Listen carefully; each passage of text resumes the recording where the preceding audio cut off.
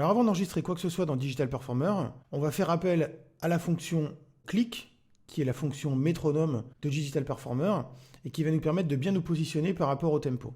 Alors, pour activer le métronome, il suffit de cliquer ici sur le bouton clic. On voit qu'il apparaît bleuté, ça veut dire que la fonction est active.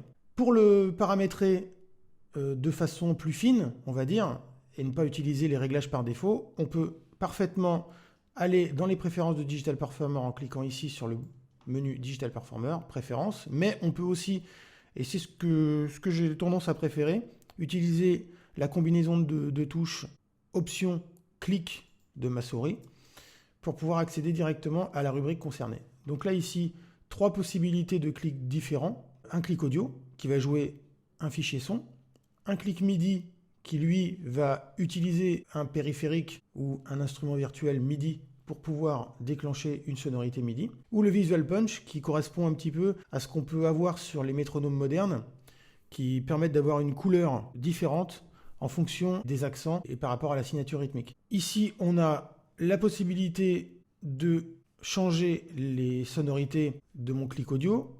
En l'occurrence ici, comme je suis activé sur le type de clic audio, je vais paramétrer mon clic. Alors ici, deux choses à régler. Ici, l'accent, qui est le premier temps de mon 4/4 et qui va être plus marqué par rapport aux autres temps, qui correspondront justement à l'option normale. Alors je vais mettre le même fichier son pour que vous puissiez entendre la différence. Vous allez voir que le premier temps est plus marqué.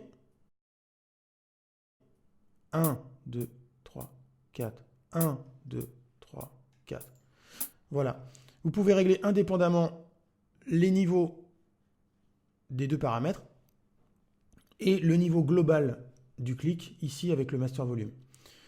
Si vous ne voulez pas d'accent sur le premier temps, il suffit simplement de cocher ici l'option No Accent et vous allez voir que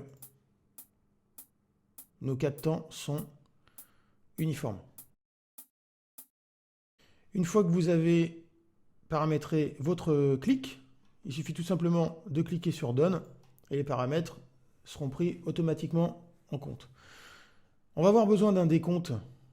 Donc ce qu'on va faire, c'est paramétrer le count off.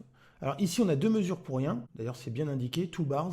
Je trouve que c'est un petit peu long. Donc ce qu'on va faire, c'est qu'on va paramétrer ce décompte. Donc là, toujours pareil, Alt-clic. Alors on peut l'activer de cette façon-là, en cliquant sur le bouton. Pour paramétrer les préférences du décompte, c'est ici. Alors on a plein d'options. On fera un tutoriel ultérieur pour faire quelque chose d'un petit peu plus détaillé. Mais ici, ce que je voulais vous montrer avant tout, pour cette prise en main de Digital Performer, c'est comment modifier le décompte. Ici, j'ai tout simplement mis 1 à la place de 2, qui était le paramètre par défaut, ce qui veut dire que j'aurai une mesure pour rien.